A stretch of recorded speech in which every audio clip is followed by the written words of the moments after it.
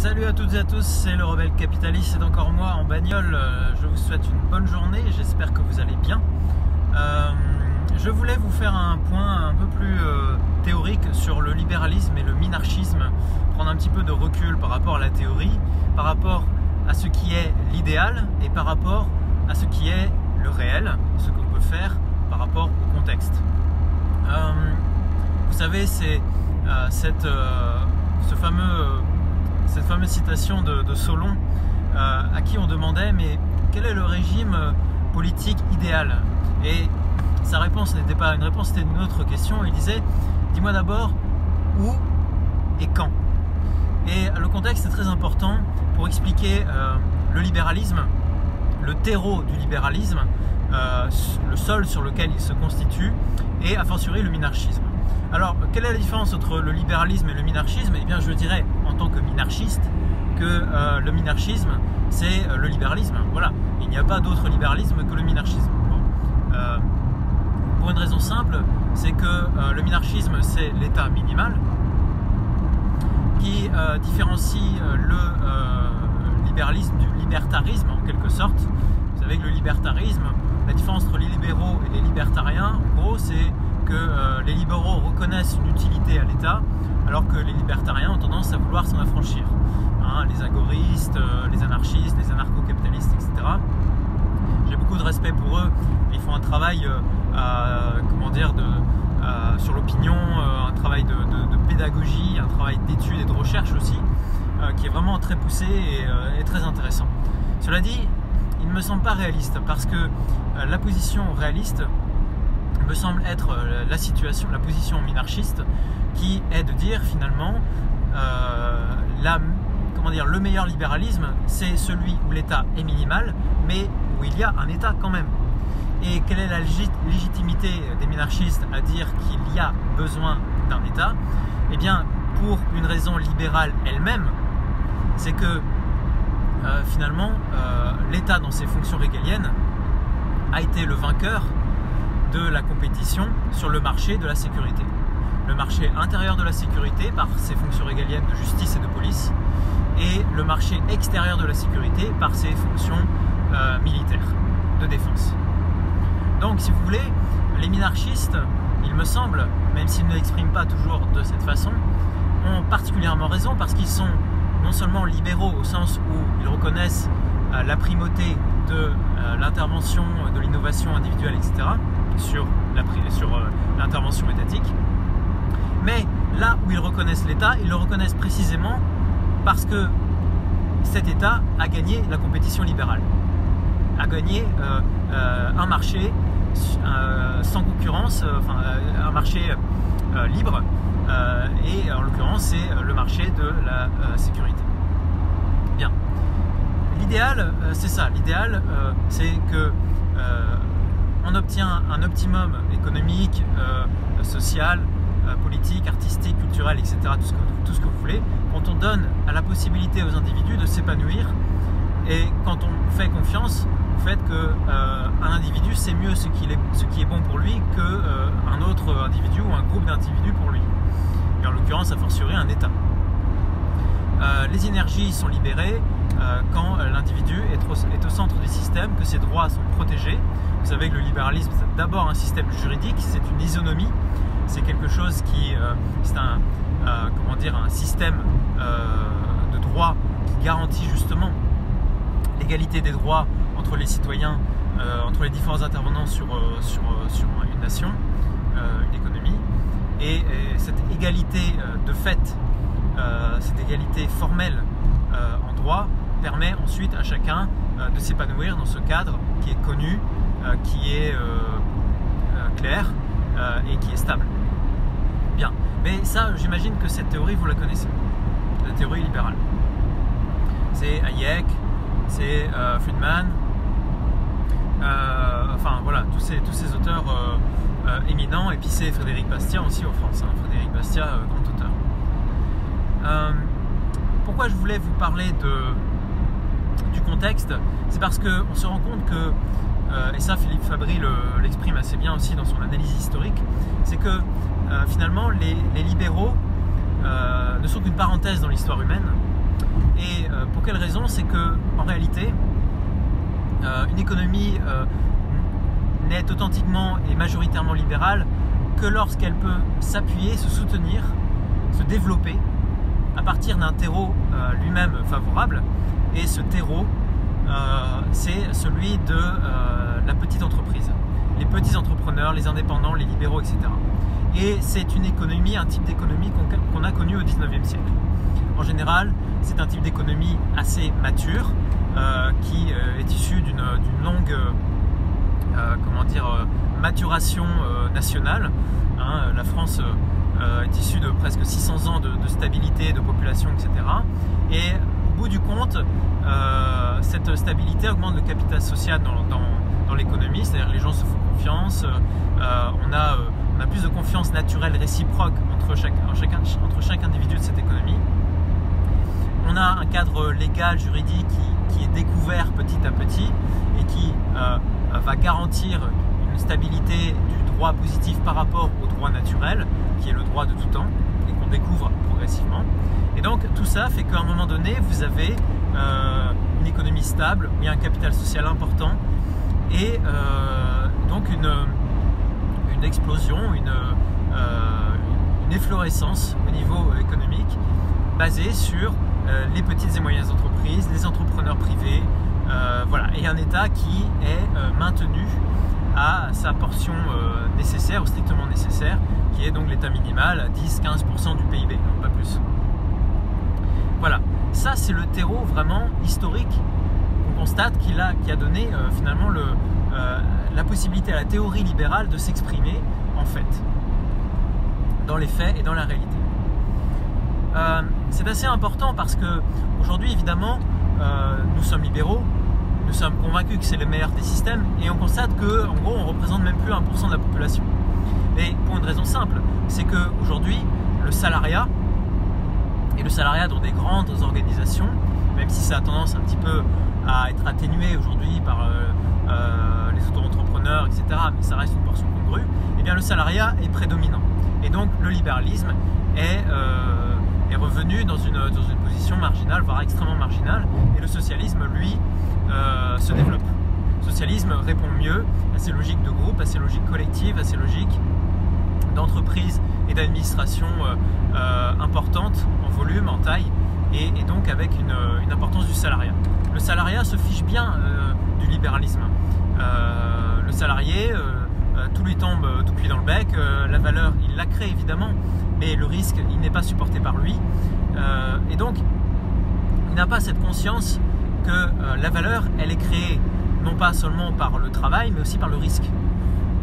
Il faut du capital, il faut du risque, un business plan, une idée, et il faut du capital social évidemment dans la société.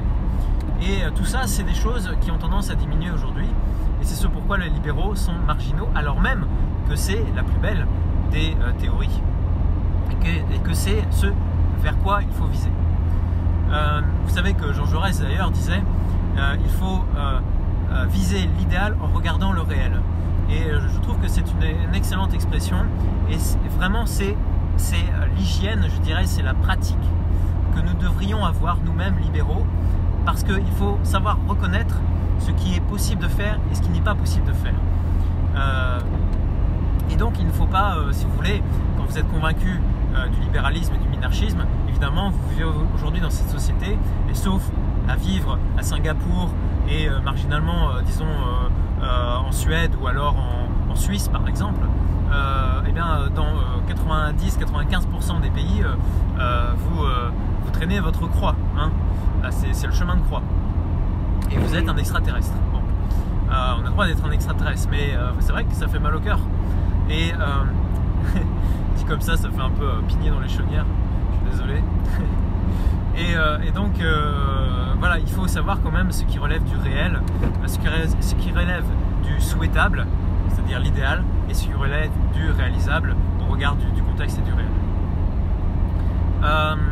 Donc aujourd'hui, quelle position adopter? Quelle est la meilleure position qui permettrait finalement une optimisation de la théorie libérale dans le contexte actuel? Eh bien, je crois que finalement, le libéralisme, c'est le système qui garantit le mieux, le vrai, le bien et le beau, et donc la justice. Or aujourd'hui, dans notre société française, il me semble que la justice et la liberté ne sont pas garanties par le régime de la Ve République actuelle, qui est un régime hyper présidentiel proche des régimes russes, turcs ou syriens. Donc ça vous donne un peu le niveau de liberté de notre régime politique et de représentation des intérêts de toute la population. Vous avez une démocrature finalement, et pas une démocratie, une concentration du pouvoir qui fait que notre société ne fonctionne pas et devient de plus en plus dans le contrôle, de plus en plus autoritaire, etc. Donc aujourd'hui, être libéral, c'est être conscient de la grandeur du libéralisme et du minarchisme, de Frédéric Bastiat à Hayek, et en passant par d'autres auteurs éminents. Mais c'est aussi, il me semble, être aujourd'hui pour une convergence populiste participative, comme dirait Steve Bannon, au sens où il me semble qu'il faut vraiment sauter la fin de la Ve République. C'est un régime largement corrompu, autoritaire, qui a fait son temps, qui certes au moment où Général de Gaulle est arrivé était peut-être adapté à la situation, où il y avait besoin d'une reprise en main, entre guillemets, mais qui à l'époque se basait sur, disons, une expérience, une maturité démocratique largement partagée dans la population. Aujourd'hui, on voit que finalement, ce qui marchait dans les années 60-70, où on avait ce même régime de la Ve République, mais une population qui avait cette culture démocratique, on n'a plus aujourd'hui. On a toujours le même régime, malheureusement, mais nous n'avons plus cette culture démocratique que nous avons perdue au fil du temps. Forcément, je veux dire, à partir du moment où vous avez un régime très peu démocratique, qui laisse peu de place à la population, aux différentes expressions politiques dans la population, etc., les gens ont tendance à se lasser, à plus s'intéresser à la politique, et vous avez ce que vous avez aujourd'hui, c'est-à-dire les taux d'abstention, vous avez des maires, des communes qui n'ont plus de pouvoir, ou quasiment plus, ou si ce n'est un pouvoir de nuisance quand ils veulent faire du mal à quelqu'un, ou à des intérêts, ou plomber un projet, là ils sont là. Mais bon, sinon globalement c'est quand même le préfet qui s'occupe de l'essentiel des sujets qui importent dans les départements. Et donc tout ça est extrêmement délétère et a réduit la culture démocratique en France, qui fait que cela renforce encore plus les travers de la Ve République. Donc il me semble qu'il faut vraiment, sur les quelques années qui viennent, je ne dis pas sur le long terme, mais en tout cas sur les quelques années qui viennent, il faut souhaiter une convergence populiste de droite, évidemment, large, parce que malheureusement dans nos populations, enfin dans notre système politique d'élection d'une personne, hein, on est sur l'élection présidentielle, c'est l'élection d'un homme, c'est pas l'élection d'un parti ou d'une sensibilité politique comme on peut en avoir en Angleterre, etc. Vous élisez d'abord un parti finalement aux élections. Là, on élit un homme tous les 5 ans.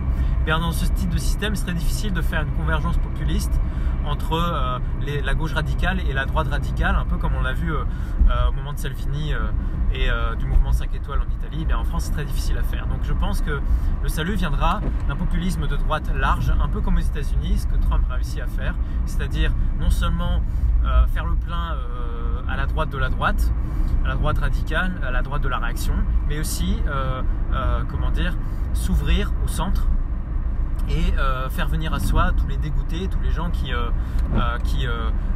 subissent le système. Et je pense qu'avec l'inflation galopante qu'on voit arriver et la récession économique qui va probablement se transformer en dépression économique à moyen terme, je pense que l'essentiel des classes moyennes vont se tourner vers le centre droit.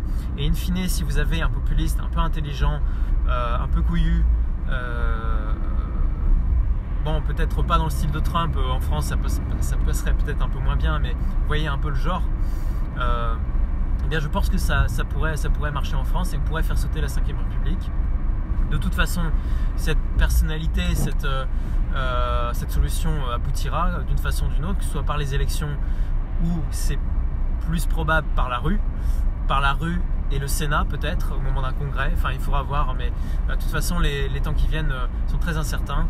Et il me semble que la justice sera garantie par la fin de cette 5e République, qui tombera sous les coups d'un populisme de droite radicale et modérée, qui ne sera que très partiellement libéral, hein, je vous l'accorde, mais qui au moins mettra fin à ce système politique vérolé, qui sous-représente des portions importantes de la population et qui nous amène dans le mur. Voilà, on voit qu'ils n'ont pas les solutions. Je veux dire, on délègue une part de notre liberté, de notre pouvoir décisionnaire pour que des gens trouvent des solutions aux problèmes. Quelles solutions ont été trouvées au problème de la France depuis que Macron est au pouvoir, depuis que François Hollande est au pouvoir, depuis que Sarkozy est au pouvoir, etc. etc. Quels problèmes ont été réglés? Aucun. Tous les problèmes s'aggravent en ce moment et on voit qu'on est dans une fuite en avant et que les travers du système finissent par être exacerbés eux-mêmes et on finit par tourner sur nous-mêmes et dans une sorte de cycle, de boucle, de cercle vicieux extrêmement délétère. Donc aujourd'hui, être libéral, je pense en France, c'est d'abord souhaiter la fin de la 5e République et la fin de cet unanimisme du centre qui nous gangrène, nous vérole et finalement ne garantit que le pouvoir des boomers, des gens de plus de 60 ans. On voit bien les intentions de vote, comment ça se passe, qui votent pour Macron, c'est dans les plus de 70 ans, les plus de 70 ans votent à plus de 40% pour Macron. Voilà. Et ensuite, la deuxième, c'est Pécresse à plus de 20%, je crois, donc la messe est dite. Voilà. Nous avons une économie socialiste, nous avons un régime politique hyper présidentiel de type russe, turc, syrien, super. Et en plus de ça, nous avons une sorte de géronto-économie basée sur les vieux et sur leur défense, c'est-à-dire sur la défense de rentiers, parce que les vieux aujourd'hui sont des rentiers. Ils veulent protéger leur patrimoine, leur immobilier, etc. au détriment des jeunes qui en prennent plein la tête, et qui vont continuer à en prendre plein la tête. Tout cela doit finir, tout cela doit cesser. Et même si, évidemment, nous n'aurons pas de candidats, nous n'aurons pas de représentation politique, je ne parle même pas forcément de personnalité, et je ne parle même pas forcément non plus de parti, parce que les Gilets jaunes ne sont pas un parti, mais ça peut représenter un peu cette solution, si vous voulez, il me semble. Eh bien, il faut que nous puissions nous orienter vers ce type de courant pour faire sauter la baraque et pouvoir revenir sur des bases plus saines, plus durables, d'autant que la guerre va durer, la guerre avec la Russie va durer, et nous aurons aussi un conflit avec la Chine, et in fine, quand la Chine et la Russie seront vaincues, vous aurez un conflit avec la Turquie, avec l'impérialisme turc. Donc nous avons tout intérêt au plus vite à mettre fin aux inéquités manifestes liées à notre régime et à cette géronto-économie qui nous gangrène, afin de nous remettre la tête à l'endroit. Certes, ce sera un remède amer, une potion amère, mais c'est une potion qu'il faut prendre si on veut sortir aguerri de cette situation. C'est aussi le fait de faire sauter la baraque permettra très probablement de réduire drastiquement les dépenses sociales, les dépenses, je sais pas, les mystères de la culture, etc. en France, enfin toutes ces aberrations. En tout cas, une partie devrait sauter en même temps. On devrait aussi avoir un changement de personnel assez important et une remise à l'honneur des fonctions régaliennes, des fonctions minarchistes, des fonctions qui font la légitimité de l'État, qui fondent la légitimité de l'État, autrement dit la police, la justice et l'armée. C'est tout ce que je nous souhaite. Bonne journée!